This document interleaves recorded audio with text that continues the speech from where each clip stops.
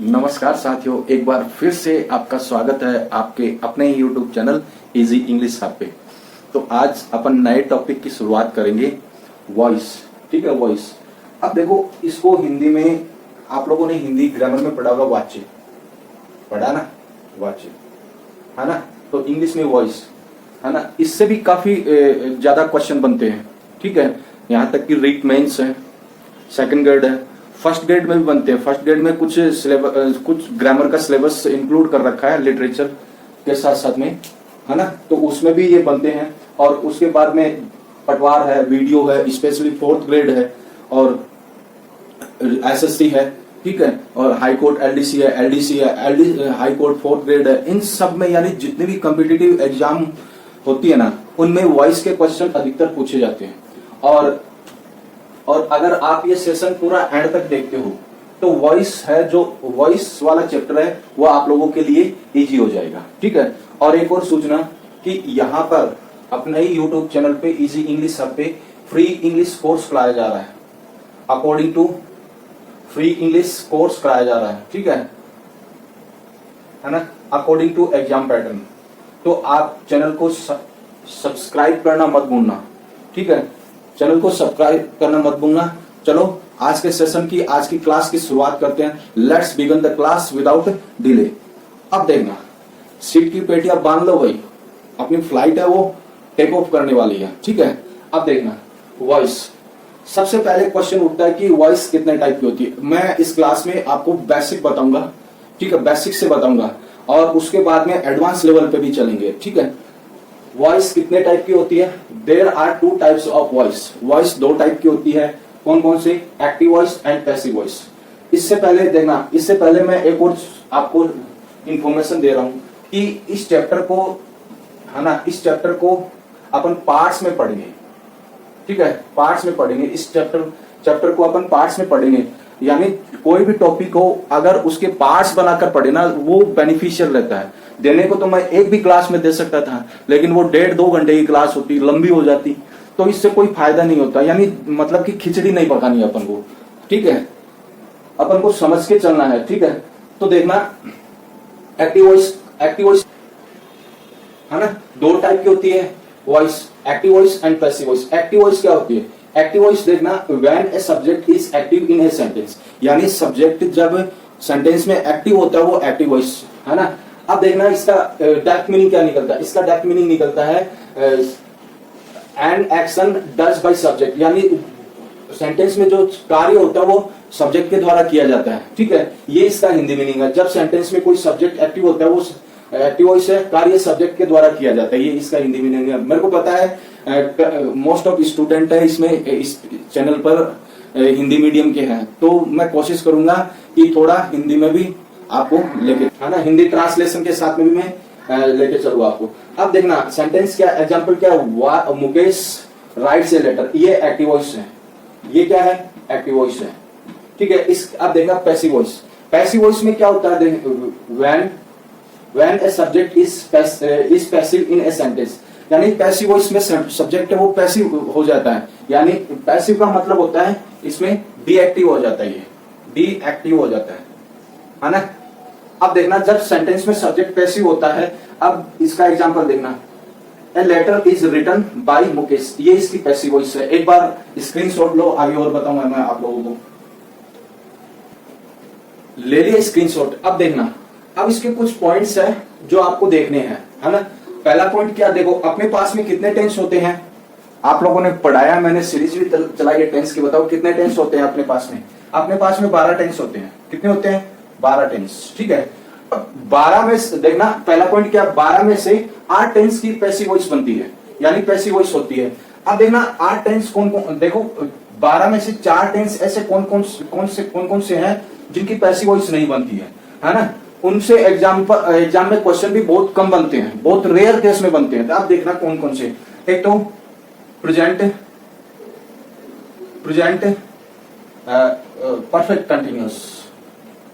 Perfect continuous है ना।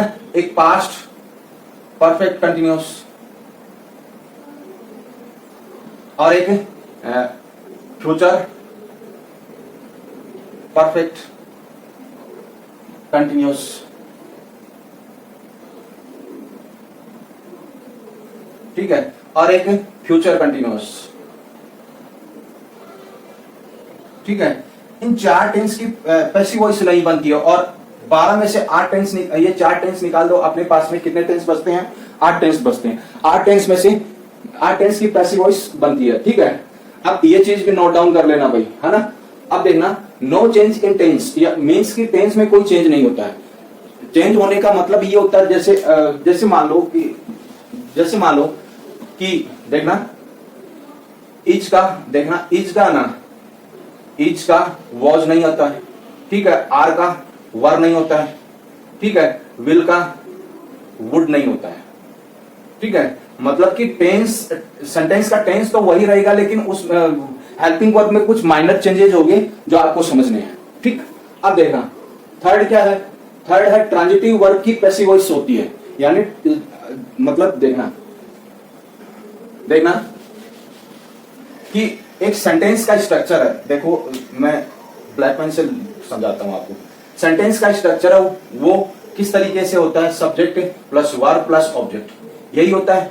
अब देखना ट्रांजिटिव वर्ब क्या है? ट्रांजिटिव वर्ब वो होती है जो अपने साथ में ऑब्जेक्ट को लेकर चलती है, वो ट्रांजिटिव वर्ब है ना। मतलब कि अगर इन सबको पढ़े ना तो एक पूरा का 2-3 सेशन लग जाए, है ना। तो मैं इतना समझा देता हूं कि ट्रांजिटिव वर्ब क्या है। कि ट्रांजिटिव वर्ब वो होती है जो अपने साथ में ऑब्जेक्ट को लेकर चलती है। इंट्रांजिटिव वर्ब क्या है? जो ऑब्जेक्ट को लेकर नहीं चलती है, वो इंट्रांजिटिव वर्ब है, ठीक है। तो तीसरा पॉइंट क्या है? ट्रांजिटिव वर्ब की पैसिव वॉइस बनती है, ठीक है, या होती है। अब देखना, है ना, मैंने ऑफलाइन बहुत पढ़ा है बच्चों को, है ना। अब देखना ट्रिक क्या है, मतलब कि अगर पैसिव वॉइस को एक ट्रिक में समराइज करें तो BT3 इसका निकलता, BT3 बी की फॉर्म होती है, ट्रांजिटिव वर्ब है और थर्ड फॉर्म लगती है। अब देखना, अब जो मेन ट्रिक आती है ये रहता है ना, सब्जेक्ट वर्ब ऑब्जेक्ट, ये सेंटेंस का स्ट्रक्चर रहता है। अब इसकी पैसिव वॉइस क्या है? ऑब्जेक्ट को सब्जेक्ट बनाएंगे, हेल्पिंग वर्ब की थर्ड फॉर्म, ठीक है, बाय का यूज, और ये क्या है? सब्जेक्ट, ठीक है। तो अब देखना, है ना, तो ये एक बार है, यहां पर नंबर 1 लगा दो, 2 लगा दो, 3 लगा दो, 4 लगा दो और 5 लगा दो। कितने हो गए? 12345 ये हो गए, है ना। अपन को कौन सी गाड़ी पकड़नी है? 12345 नंबर की गाड़ी पकड़नी है, यानी पैसिव वॉइस पढ़ रहे हो तो 12345 नंबर की गाड़ी पकड़नी है। अब देखना, अब इसके जो रूल्स है ना, रूल्स है मैं आगे करवाऊंगा, एक बार स्क्रीनशॉट लो, ले लिया स्क्रीनशॉट। अब देखना रूल्स फॉर पैसिव वॉइस, ठीक है, पैसिव वॉइस के रूल्स। अब देखना पूरी की पूरी पैसिव वॉइस है वो केवल 5 रूल पे डिपेंडेंट है, यानी पूरे के पूरे चैप्टर में, यानी पैसिव वॉइस का जो वॉइस का चैप्टर है वो बहुत बड़ा है, लेकिन पूरा का पूरा चैप्टर है वो 5 रूल में ही है। देखो मैंने आपको टेंस करवाए थे, टेंस में कितने रूल थे, लेकिन इसमें तो केवल 5 ही रूल है। वो कौन कौन से हैं? अब देखना, ऑब्जेक्ट को अपन सब्जेक्ट में चेंज करेंगे, ठीक है। Use of helping verb according to sentence, ठीक है, अकॉर्डिंग टू टेंस, ठीक है ना। हेल्पिंग वर्ब का यूज करेंगे, वर्ब की थर्ड फॉर्म का यूज करेंगे और बाय का यूज करेंगे और सब्जेक्ट को ऑब्जेक्ट बनाएंगे। अगर देखो इसको लैंग्वेज में अगर मैं लिखूं तो लैंग्वेज में तो काफी लेंथी हो जाएगा, ठीक है ना, लेंथी हो जाएगा, तो आप शॉर्ट में लिख लेना इसको, ठीक है। क्या? ऑब्जेक्ट को सब्जेक्ट बनाना, ठीक है, और हेल्पिंग वर्ब का यूज करना, वर्ब की थर्ड फॉर्म का यूज करना, बाय का यूज करना, सब्जेक्ट को ऑब्जेक्ट बनाना, है ना।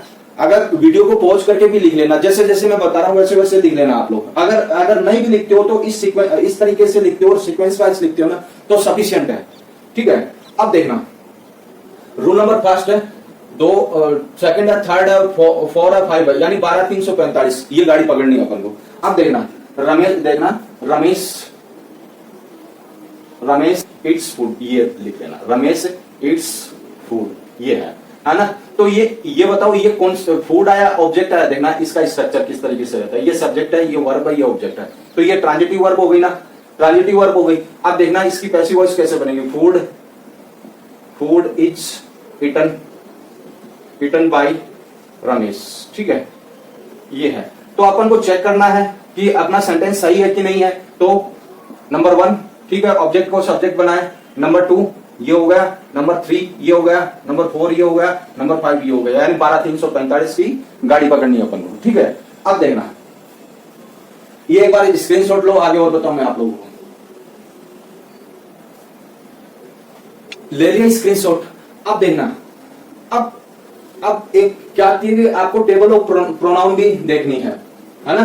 प्रोनाउन के 3 केसेज होते हैं, सब्जेक्टिव, पॉजिटिव और ऑब्जेक्टिव। सब्जेक्टिव केस आई होता है, पॉजिटिव माई होता है, और मी ये ऑब्जेक्टिव होता है। इसी तरीके से I, we, they, you, he, she, it ये है ना। तो इन सबके देखना, वी का है आवर और अस, ठीक है, दे का देयर देम, और यू का योर यू, और ही का हिज हिम, सी का हर, और इसका इट का इट्स इट। ठीक है, ये टेबल ऑफ प्रोनाउन है। अब देखना, कई देखो सेंटेंस में ये तो है नहीं, है ना, कि नाउन के रूप में केवल यही आएंगे। ठीक है, सॉरी, है ना, सब्जेक्ट के रूप में केवल यही आएंगे सेंटेंस में, ऐसा तो है नहीं। यहां पर आप प्रॉपर नाउन भी आ सकता है, प्रॉपर नाउन भी आ सकता है। प्रॉपर नाउन का मतलब क्या होता है? प्रॉपर नाउन का मतलब है जब किसी चीज का नामकरण कर दिया जाए, वो प्रॉपर नाउन है। ठीक है, जैसे मान लो कि रमेश है, ठीक है, रमेश है, तो रमेश का जब ऑब्जेक्ट बनाएंगे ना, रमेश को जब ऑब्जेक्ट बनाएंगे तो इसका प्रोनाउन नहीं लिखेंगे, ऑब्जेक्ट के रूप में रमेश ही लिखेंगे। इस बात को भी ध्यान रखना, है ना।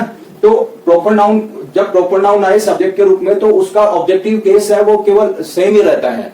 जैसे सब्जेक्टिव केस है ना, वैसे ही ऑब्जेक्टिव केस रहता है ना।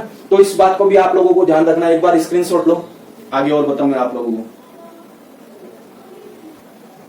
ले लिया स्क्रीनशॉट, अब देखना, जैसे मैंने टेबल बनाई ना, उस हिसाब से टेबल बनाना, है ना, काफी इजी हो जाएगा तुम लोगों के लिए।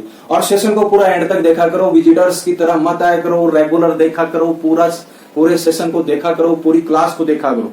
ठीक है, विजिटर्स की तरह मत आया करो, ठीक है, रेगुलर देखा करो, रेगुलर नोट्स बनाया करो, उन्हीं का रिविजन किया करो आप लोग। ठीक है, अब देखना, यहां देखना, मैंने टेबल बनाई ना, इसी हिसाब से टेबल बनाना आप लोग, active voice and passive voice. अब इनमें जो भी वर्ब है, जो भी हेल्पिंग वर्ब है, उनमें क्या क्या चेंज होता है वो मैंने लिखा है। अब देखना कि अगर मान लो कि वर्ब की फर्स्ट फॉर्म में एस और ईएस है, तो पैसिव वॉइस में is am are plus third form होगा। अगर डू डज प्लस नॉट का यूज है और वर्ब की फर्स्ट फॉर्म है, तो is am are plus third form होगा। अब इसी तरीके से is am are plus verb में आईएनजी है, तो यहाँ पर is am are plus being plus third form होगा, है ना। इसी तरीके से has have been plus third form है, तो sorry, has have plus third form है, तो has have been plus third form होगा। ठीक है, इसी तरीके से यहाँ पर सेकंड फॉर्म है, सेकंड फॉर्म कहां पर यूज होती है? पास्ट में यूज होती है, तो was were plus third form. अब डिड नॉट है, डिड नॉट के साथ में हमेशा वर्ब की फर्स्ट फॉर्म का यूज होता है, तो was were plus not plus third form. इसी तरीके से वाज वर प्लस आईएनजी है, तो was were plus being plus third form. इसी तरीके से हैड प्लस थर्ड फॉर्म है, तो had been plus third form. ये चेंजेस होने हैं। अगर पैसिव वॉइस बना रहे हो और पैसिव वॉइस पढ़ रहे हो, वॉइस पढ़ रहे हो, तो ये चेंजेस आपको पढ़ने ही पड़ेंगे। ठीक है, हाँ, कई जो है वो अलग तरीके से बताते हैं, तरीका एक ही है, जो ट्रेडिशन है वही आपको आपके लिए बेटर रहेगा। ठीक है ना। तो ये एक बार स्क्रीनशॉट लो, आगे और बताऊंगा आप लोगों को। ले लिए स्क्रीनशॉट, अब देखना, अब अपन को पैसिव वॉइस में फ्यूचर टेंस भी पढ़ना। फ्यूचर कौन कौन से पढ़ने हैं? फ्यूचर सिंपल और फ्यूचर परफेक्ट टेंस। दो टेंस की पैसिव वॉइस नहीं बनती है, कौन कौन से की कमेंट बॉक्स में जाकर कमेंट करके बताना मुझे। ठीक है, अब देखना, अब यहां पर देखना, शैल विल प्लस थर्ड फॉर्म, यानी शैल विल के साथ में, सॉरी, ये है ना, देखना, शैल विल प्लस वर्ब की फर्स्ट फॉर्म ये है, और अब इसकी पैसिव वॉइस क्या बनेगी? शैल विल बी प्लस वर्ब की थर्ड फॉर्म ये बनेगी। ठीक है, अब शैल will plus have plus third form, ये कौन सा टेंस की है भाई? ये फ्यूचर परफेक्ट टेंस की है ना। तो फ्यूचर परफेक्ट को किसमें चेंज करना है? Shall will plus have been. ले लिया स्क्रीनशॉट, अब देखना, जब सेंटेंस में मॉडल हो, मॉडल का मतलब कैन, कुड, मे, माइट, ठीक है, shall, should, will, would, used to, ये सारे के सारे मॉडल ऑक्सिलरी है। अगर मॉडल हो सेंटेंस में और मॉडल के साथ में आपको पता है कि वर्ब की फर्स्ट फॉर्म का यूज होता है, ठीक है, मॉडल में वर्ब की फर्स्ट फॉर्म का यूज होता है, तो पैसिव वॉइस में modal plus be plus third form, ये इसकी ट्रिक है, मतलब कि ये इसकी क्या है? ट्रिक है ना। तो अब इसके एग्जाम्पल है, ठीक है, इसके जो एग्जाम्पल है मैं आगे भी करवाऊंगा और इसके एमसीक्यू सीरीज भी चलवाऊंगा।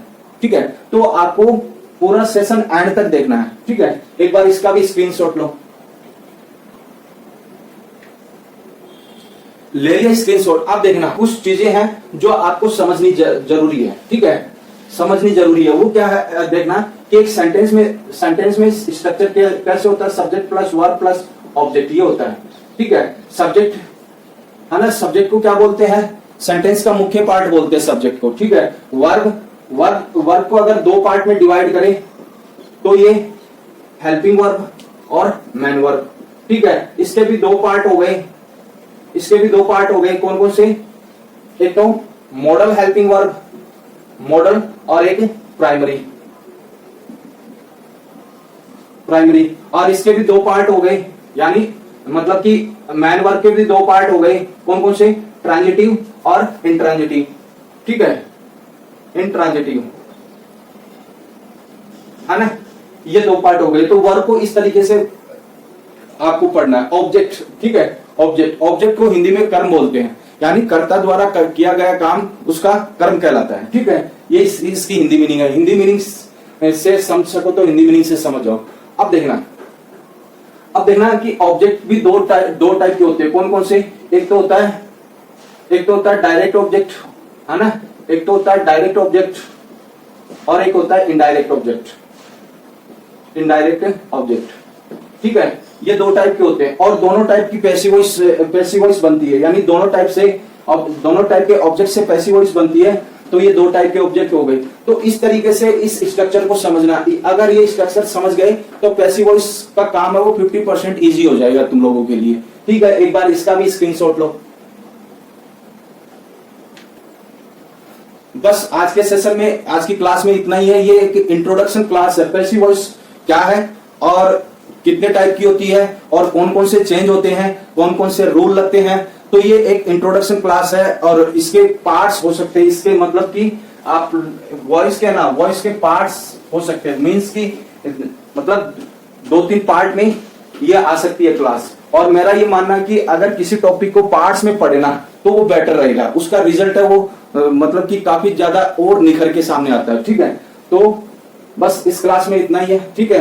तो अगर सेशन अच्छा लगा, अगर क्लास अच्छी लगी है तो लाइक जरूर कर देना, अगर चैनल पे नए हो तो सब्सक्राइब कर लेना और बेल आइकन को प्रेस कर लेना और अपने दोस्तों के ग्रुप में शेयर जरूर करना ताकि उनका भी फायदा हो। मिलते हैं नेक्स्ट क्लास में। इस क्लास में इतना ही है। जय हिंद, जय भारत।